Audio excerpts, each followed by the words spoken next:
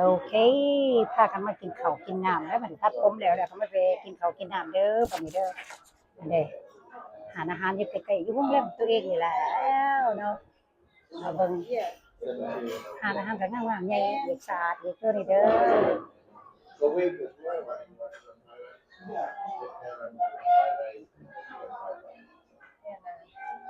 Everything looks good here แต่ถ้าเป็นมีแต่แนวเป็นแต่แซ่บแต่แซ่บเบิดน่าจะเบิ่งอาหารเพิ่นนี่เบิ่งเด้อนี่เด้อสิให้เบิ่งอันเด้อันนี้ก็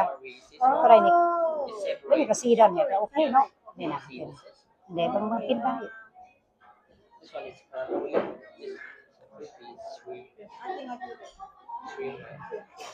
หาอย่างอยู่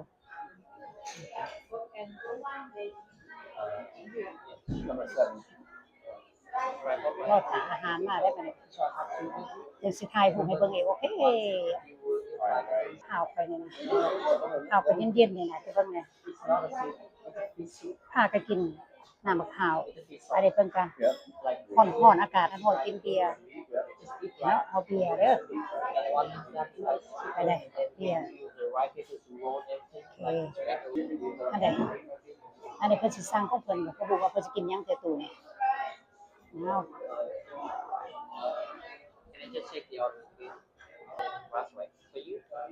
Can I did you have shrimp? Sorry? The beef morning while the beef and beef chili and then rice for you. The shrimp, right? Crispy shrimp. เพิ่นมาคอนเฟิร์มใหม่ว่าอาหารเฮาสั่งถึงโตหรือไปจังได๋กันนะเพิ่น Is that fried rice with chicken, right? The pork with the wrap. Yes. Fried pork. Thank That's you. right. Thank you. อยู่แห้งหาเก็บของกินเพิ่นเอาไปอยากเขาแห้ง John, do you have a confirmation number for the flight tomorrow? I don't have อันนี้ซัมโอ้โทษอันนี้ซัมโมโรเด้อนี่เด้ออาหารนี่สิไปถ่ายเบิ่งอีกว่ามีใครมีหยังแหน่สิไปเบิ่งก่อนอันนี้เขามาเว้นเห็นเป็นยังไงอู้ fried rice is this fried rice ได้ไปตะกินแถวของเราเนี่ยนะไปแต่แซ่บเราดีใจเราสิได้กินของเราแล้วโอ้ไปแต่แซ่บแหละเอาอันนี้ก็ของขัวได้ขัวไปแต่แซ่บพอจุ๊เอ้ยบ่เบิ่งแม่ไปแต่แซ่บบ่กินข้าวเฮ็ดโอเคได้น่าไปตะกินแท้พากันอยู่เขาอยู่น้ำเนาะมีแต่เนี่ยเป็นแต่แซ่บค่ะมีแต่เนี่ยเป็นแต่แซ่บโอ้ยของกินของอาหารโอเคได้แซ่บนี่เป็นอันนี้เป็นซีนไก่เนาะตัวนี้เป็นซีนยังหั่นอันนี้ซีนหมวดเนาะ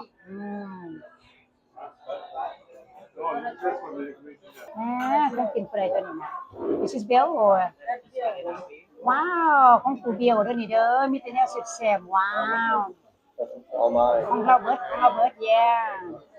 all mine he say all mine ของเราเบิดทุกสิ่งทุกอย่าง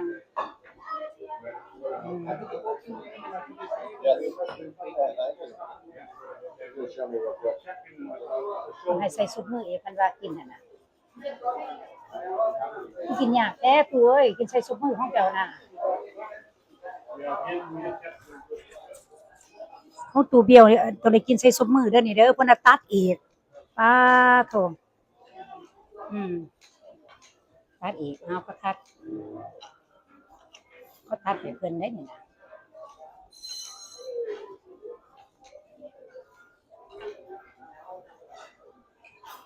แหน่เพิ่นจะใส่น้ำโอ้ของประตูเดียวนี่เฮ็ดแต่ของเราผู้เดียวบ่ของเฮาบ่ได้เฮ็ดให้เฮาบ่แบบนั้นน่ะโอ้เฮาต้องคนได้ปานนี้special taking care เนาะอันนี้เนาะตู่Bill what about mine nobody do it for meเนาะ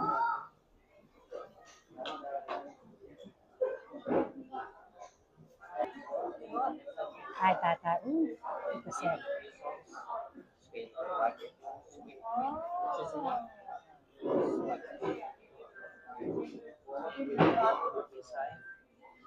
Wow, he's making it for him. Come on. Show me how. เป็นตาหน่ายนะตู่นี่ special แท้ วิธีเฮ็ดเพิ่นว่าวิธีเฮ็ดกินเด้อแบบนี้เด้อเพิ่นว่า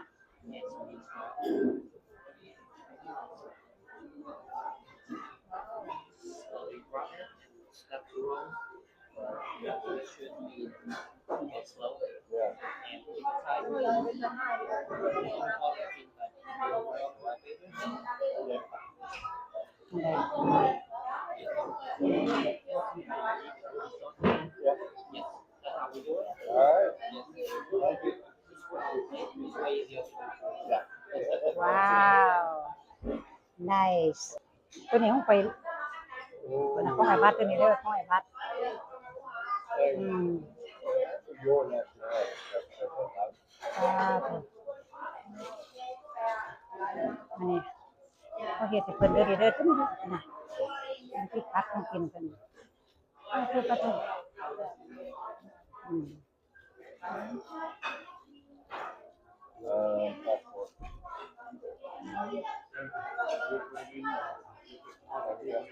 What's that?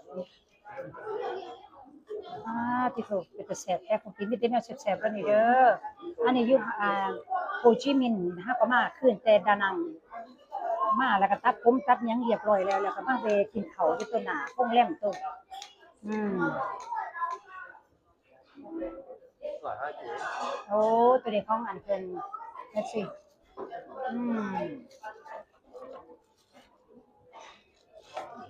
Right? Alright, thank you. Yes. Like the tripod. Thank you.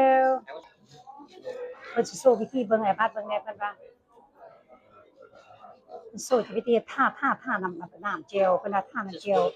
ท่าน้ำเจลแล้วก็จังใส่กุใส่ผักแล้วก็ใส่อันกระปุ่นแล้วก็ใส่เบิดทุกสิ่งทุกอย่างเด้อเพิ่นว่าเด้อใส่ลงไปเบิดห่านให้คักเนาะแซ่บหลายของกินเขานะอันเด้โอเคห่อให้เรียบร้อย